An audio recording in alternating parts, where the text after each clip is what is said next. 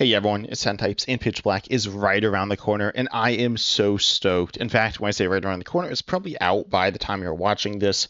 And as I said, I'm so excited, and there are three decks specifically I'm super excited for from this set, maybe more, but there are a few decks that I really actually built some lists for. Actually, I built them in the Limitless deck build, which isn't beta, and then I think it like didn't save all of them. I don't really know the details there, or maybe I forgot to save it. Could definitely be user error. But regardless, I made some lists. They were pretty rough around the edges. I was gonna show them off, but as I said, they're more so the idea than the list because I want to actually play with them and mess around with them before I actually show them to you a little bit. Sometimes I kind of throw lists together and post them on the channel, but usually I want to make sure they're okay. Or like, I sometimes, let's be honest, I net deck decks as well, which I, will probably be doing, playing some like, the new decks like Mega Excadrill and Hide and Sneak, which are cool decks. I am somewhat excited for those, specifically Hide and Sneak. I think that's like a cool deck, but that's not a deck I'm like, it's not one of the most excited decks I've been most excited for like ever or anything like that. But overall, I'm like super excited for, as I said, three decks, kind of two decks, as you'll see. Two of them are very similar. And again, I'm so excited. And also, again, I'm recording late. I don't know why I'm like recording late. I'm a little sick as well. So sorry if I'm talking a little funny. But regardless, this set is, as I said, super cool. And there are two archetypes like again, they make up three decks here, but like two different archetypes that are really interesting from the set. And I actually didn't decide which order I was going to go in before this, but I'll start with, I guess, the most normal deck here, which is the Slowbro. This card, let me switch quote the language here. So the Slowbro here has the attack, which is all out. I believe this is the same attack as the Granbull. Let me check. Oh no, it's called what? It's called Penniless. Okay, no, it is called All Out. So we saw the same attack, which I didn't actually realize was the same attack name until someone like said it. I think it might have been Ember Power someone. A few people said in my comment section. But regardless, you attack and you do 160 more damage. I normally do 50, but you do 210 there if you have no cards in hand. And then Zen Headbutt for 110.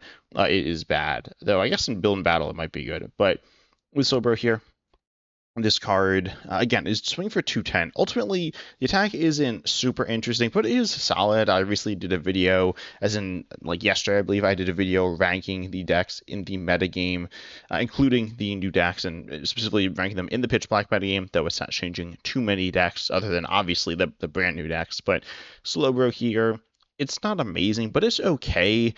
And obviously, the output is solid. It's not crazy, but it's pretty good. The question is, how do you get there? And I've seen this deck played in Japan to some amount of success, and I saw something that was really interesting because obviously getting down to no cards in hand is tricky. And when you look at discarding cards in standard, let me actually pull up the trainers that discard, and you'll see that the options aren't great. Let's see, something like this, sure. So we see some different cards. This obviously, not all these cards really discard from hand, but you look at Ultra Ball obviously being the best. Ultra Ball is by far the best, obviously best in terms of just it's the best card in this list, other than maybe Night Stretcher. And then it's also the best card that obviously allows you to discard cards from your hand. It discards two cards from your hand, search for any Pokemon. You can always fail this if you know you can fail an Ultra Ball search. Not that it really matters. I can't think of the last time I failed an Ultra Ball search, though. Presumably we'll start doing that a little bit with Slowbro, but this allows you to, get a Pokemon if you want, but you can choose to fail it. There is you can choose to fail it, essentially. And I was like talking to someone about this. I think actually during the pre-release, and someone asked about they were playing the Slowbro kit with Ultra Ball, and I said you can fail. Pretty much the rule is that you can fail cards that say reveal. You can't fail cards that don't say reveal though. So. You got Ultra Ball. Ultra Ball is good. Obviously, it's a 4 of in. It's 4 of in a lot of decks, but definitely a 4 of in this deck here. So that's an enabler. And then you look at these other cards, and let's actually sort by rarity because this is annoying me. But then you do see Secret Box as well, which is the ace spec that is good for this. It discards 3 cards and searches for some stuff. Again, you reveal all of them, so you could fail all of them. And you can, obviously, you probably won't fail all of them because that's pretty terrible. An ace spec that just discards 3 cards from your hand. But then you can get like a Stadium, which could be useful. You could get an supporter, which is maybe useful. Depends on the situation you're in. You can get the item, which is almost certainly useful, and then the tool, which is probably fine. So ultimately, Secret Box is probably a card you want to be running in Slowbro. It's obviously the reason you wouldn't is because you want to run some other ace spec, and then, which I guess is the reason for like any ace specs, but presumably Secret Box will be what you want with Slowbro there. And then you see the other ones here, and they're not great. The third option, I guess, is Prism Tower. I'll talk a little bit more about Prism Tower in a moment. But with Slowbro, I mean, you discard 2 cards, then you draw a card. You can use it every turn. This is Stadium. I personally haven't really played with Prism Tower. It's seen some play. Funnily enough, we actually see it in the Dhelmise deck, which it's called Dhelmise, which is kind of weird. It's hide and sneak if you didn't know. But that deck, it's good in, but generally Prism Tower is just a kind of mediocre Stadium, and you do draw a card, which is actually bad here because you want to you could draw into something you can't play. So you can get rid of cards you can't play, but then you can draw something you don't play, you can't play, and then that's an issue, right? So Prism Tower is definitely not bad, I guess, but it's definitely a little scary as well. So that's most of what you're looking at. Then you look at, funnily enough, the supporters that discard cards in your hand. You're looking at most of them, which are draw supporters, like Moody Conviction, Carmen, Iris' Fighting Spirit, Canary, I guess I forgot about that one, and Naveen. They're all draw supporters, but like Naveen, Carmen, those discard cards from your hand and then draw you a bunch of cards, so you're going to end up with a bunch of cards in hand. Layer Skill also discards cards from your hand. Okay, technically Amaris does as well, but it's at the end of your turn. I suppose this is just a draw 4 all the time, but you don't want to draw 4. Funnily enough, Amaris is underrated, I guess. I don't know, it's not a great card, but it's not terrible. And then Layer Skill does discard your whole hand on a supporter, which is kind of good, except the three things it searches is a basic energy, which is pretty mediocre, a Pokemon, which is a little better than that, and then a supporter, which is terrible, because you can't play the supporter, then you just can't Slowbro. It's really bad. So Layer Skill, unfortunately, you could fail the supporter search, but that feels pretty bad. So ultimately, the way you're powering this up is, long story short, a little tricky to do. It's doable if you have the right cards. So the question is, what engine do you want to pair this with? There is the new Silvally. Silvally is honestly a super sick card. This might be the card I'm most excited for from the set.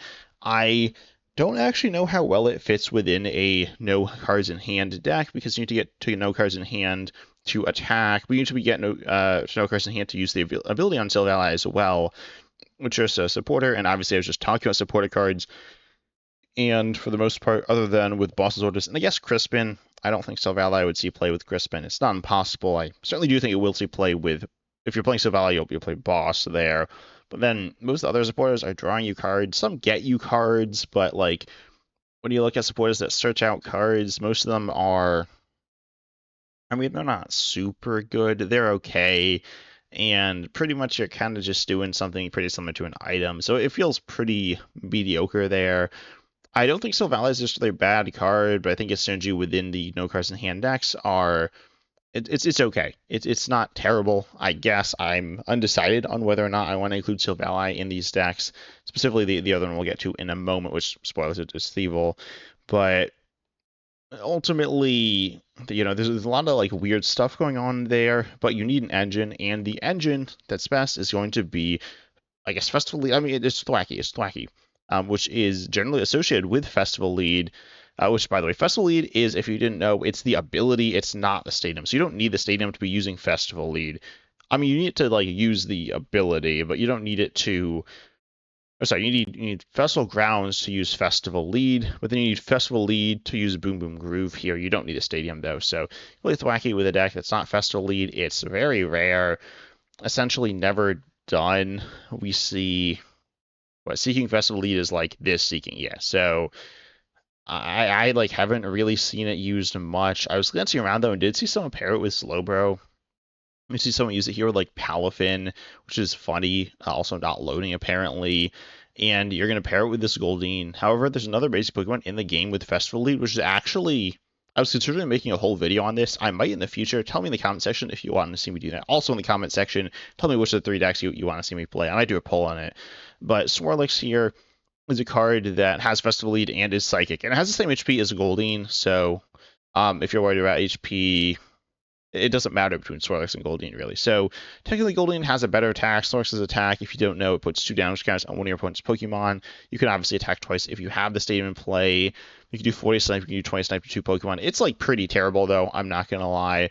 That being said, Goldeen's attack isn't super good. It can get rid of energy half the time. It can do a tiny bit of damage, and it's also it's colorless, right? That's why you can use it, but it's also 2 energy, so it's pretty terrible. But Swirlix here is able to be psychic. Essentially, it's psychic, which allows you to use telepathic psychic energy. Telepathic psychic energy is obviously a really good card. I've said before that it's like potential is a little hard to reach. We see different decks obviously using or using telepathic psychic energy. You see a psychic attacker with Latias EX in Liz Clefairy EX, and then you have a few different targets, and it's like a decent card in the deck.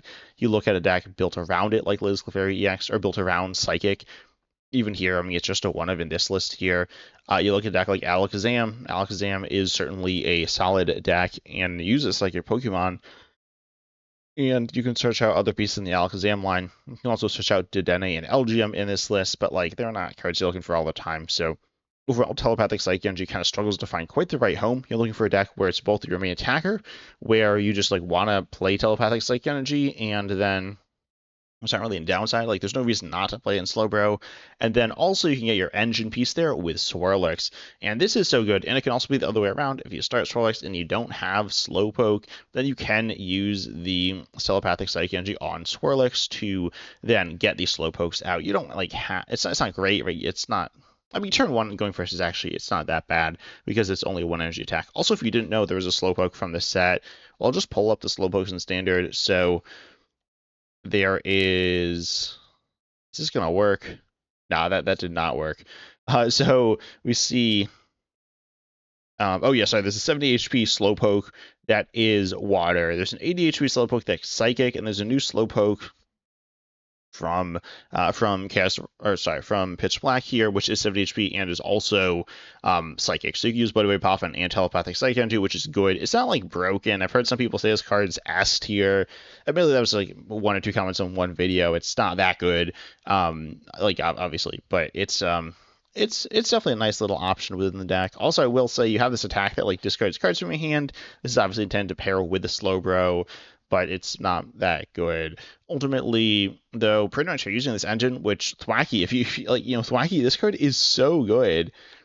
I can't spell it. There we go. Thwackey, you search for any card every single turn. It's on a stage 1, like compared to Pidgeot EX. I've talked about this some in the past, but you search for any card every single turn. You can use multiple Thwackeys as well, and it's a stage 1, so it's easy-ish to get online. It's not as easy as you might like because you're doing the Pokemon, a specific Pokemon in the active spot, but it gives you a ton of flexibility there, and you can play lots of different tech cards then. You can play lots of different things just in general. The reason Thwackey is, I don't know if I say mediocre in Festival Lead, it's pretty good, certainly.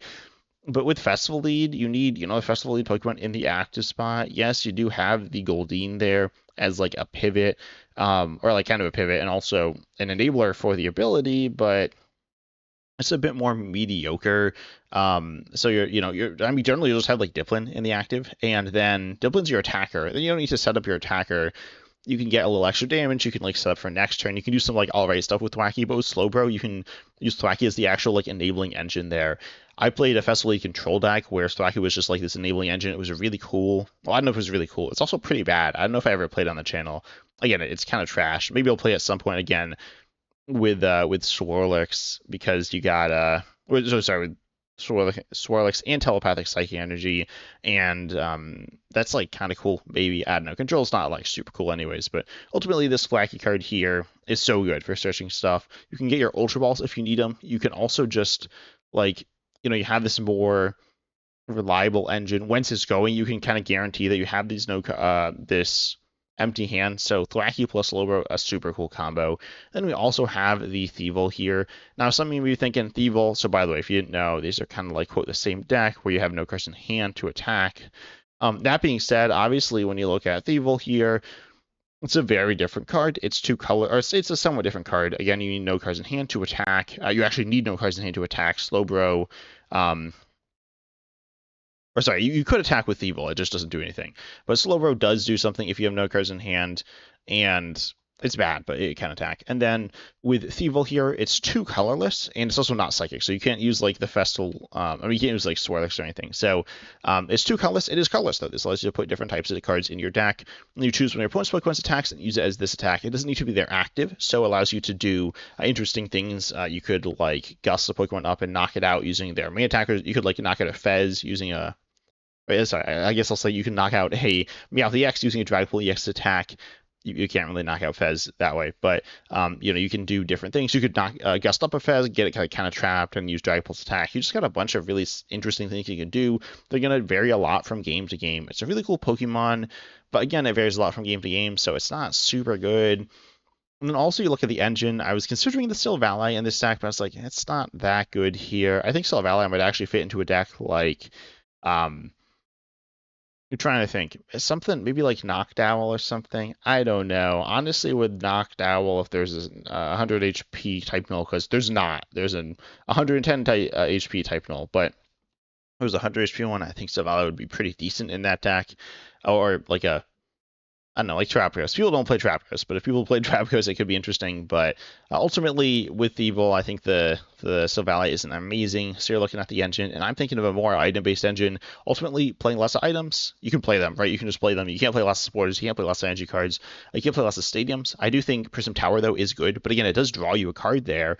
And then you can pair it with the really interesting card, which I was playing a lot, or more than I probably would have liked to, in Build and Battle, which is the card that I don't remember the name of off the top of my head. It's not that. I can't believe I'm forgetting the name of the card. This is really awkward. It's not Expedition card, a uniform. Let me just find it real quick. I'm so professional here. There we go. Deduction Kit. Okay, I will say this card is like super forgettable and not very good and very weird. Apparently, what on earth? Okay, this has seen a lot more play than I was expecting in Japan. I mean, this isn't that much play, but what is this like selection of decks? Also, like almost none of these are standard, or any of these standard. That one's standard. Anyways, we can see this deck actually doing something similar. Okay, so one of anyways. But what it does is it's an item card. You look at the top 3 cards of your deck and put them on the top in any order or on the bottom. This is actually interesting turn 1 going first.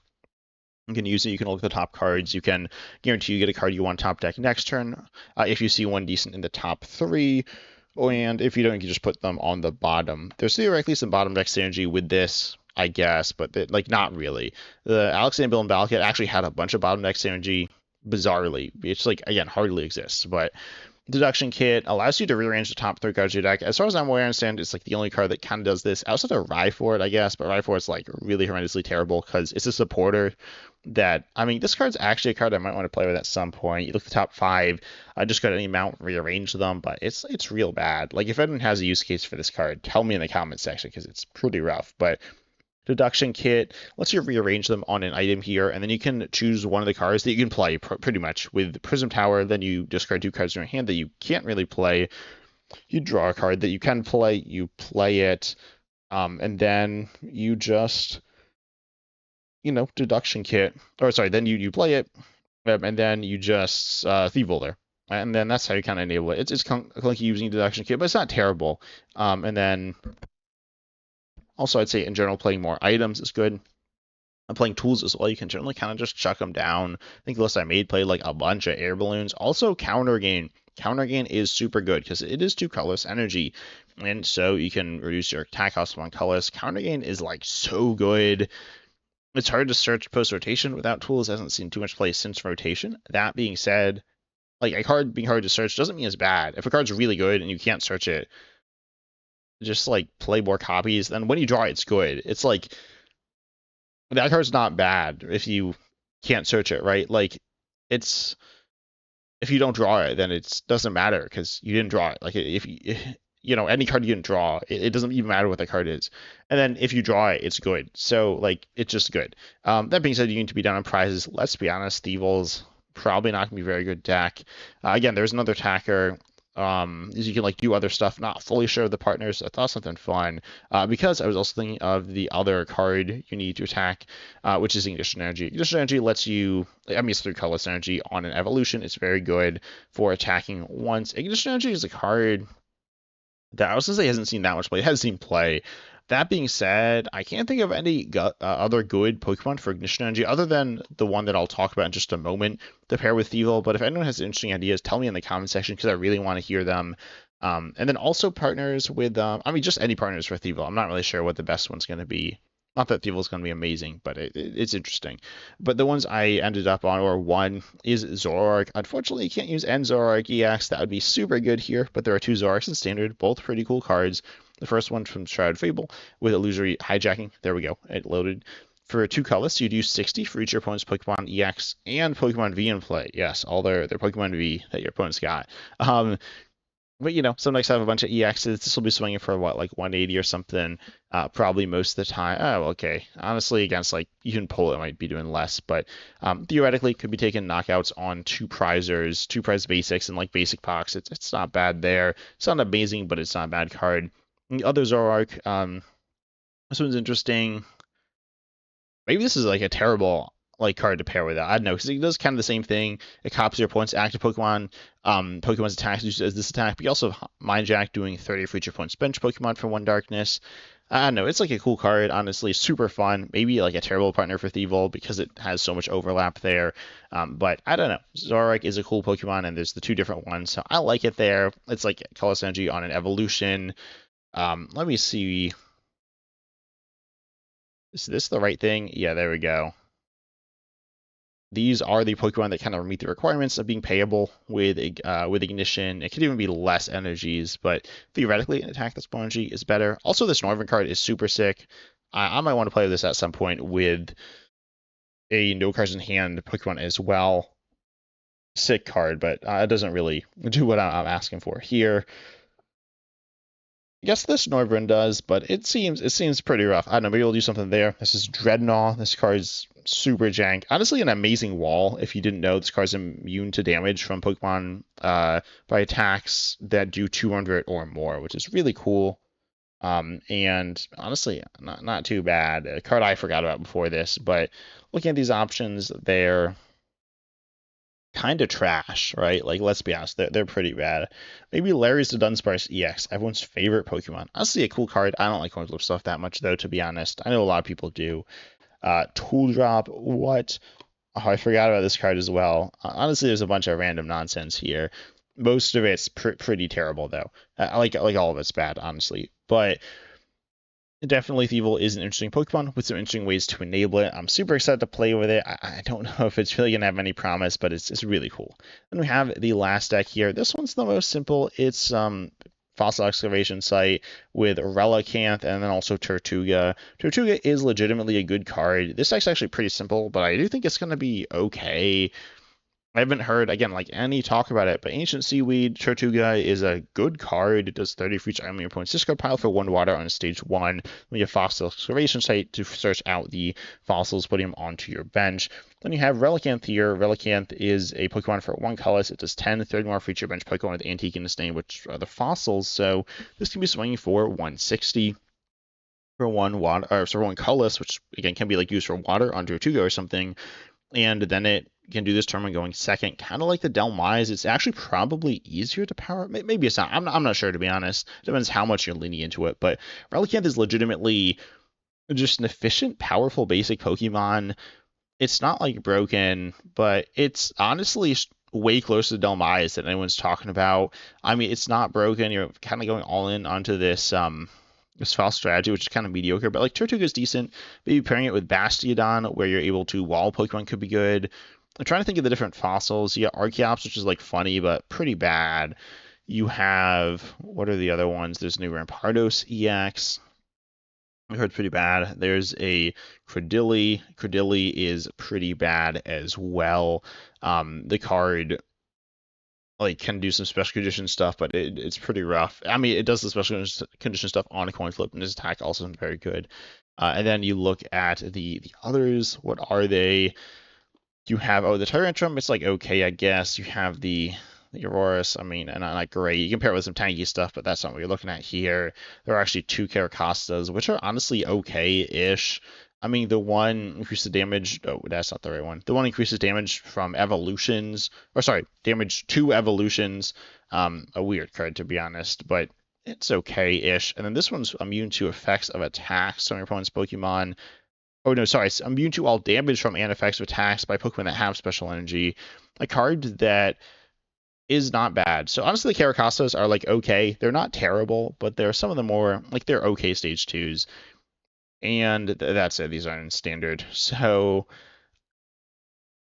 yeah, you're looking at not the best selection of Pokemon, but they're pretty cool there. But Relicanth is pretty good, and Tortuga is also pretty good. I played with a good amount of Tortuga, and it's okay. I mean, it can legitimately be amazing. It can be kind of trash as well at times. I don't know if this deck will really quite have enough to stand on, but it definitely is pretty cool. But tell me in the comment section what your thoughts are on these different decks. Again, sorry, I'm a little tired, so I yapped a little, but I hope you all enjoyed. Make sure you subscribe as well, because I'm so stoked for these. Like, legitimately, it's not been that long since a new set's come out, but it's been a while since we've seen a new set that has brought us a bunch of new archetypes. Because I talked about my favorite ones, but if you haven't looked at the set somehow, one, subscribe, because I talked about it a lot, and it's super cool. And 2, there's so many archetypes in the set that are so cool. There's Lurantis EX, which is okay. There's Willard EX, which is okay, I guess. There's the really funny Sizzlipede, which definitely needs another card. Surely, Pokemon, print another card with Bug Panic. That would actually be sick. Like, such a sick deck, but we don't have that currently. There is the Lightning stuff, though, which is kind of cool. There's the new cards in hand stuff, which is cool. There's, which I talked about a good amount, the Delmise hide and sneak deck. There is the fossil stuff. There's the darkness stuff, which is not bad. There is also Mega Extra, which is decent, and there's Toucannon. I say all those decks are interesting and decent. When you look at older sets, you look at like Chaos Rising, what you're looking at, Beedrill, fine. Mega Ninja, fine. I mean, I guess Avalugg is a fun, silly deck. Maybe even Ampharos. I don't know. Oh, there's the bench damage stuff, and there's Mega Algae. Like, there's some stuff, kind of, but you're squinting a lot there. The archetypes feel pretty underwhelming. Same thing with this set. What, Decidueye, Mega Starmie. I guess you have Mega Zygarde, but that's pretty rough. Phantasmal Flames, of course, notoriously pretty terrible. Really a whole lot of nothing to say. You got the Confusion archetype. You have the Mega Charizard, which is not super good, and you have you got the Rotom EX from this set, and that's you got the Darkness stuff. Like, you have some stuff in these sets, and Mega Evolution has mostly trainers, so you do have all the Megas, but I mean, honestly, just Abyssai has so much stuff. Again, it's such a cool set. But tell me your thoughts in the comment section. Also, huge shout out to my YouTube members for supporting the channel. It really does mean a ton. And I hope you all enjoyed. Make sure you like, subscribe, hit the bell, all the good stuff. And as always, I'm excited to see you in the next video.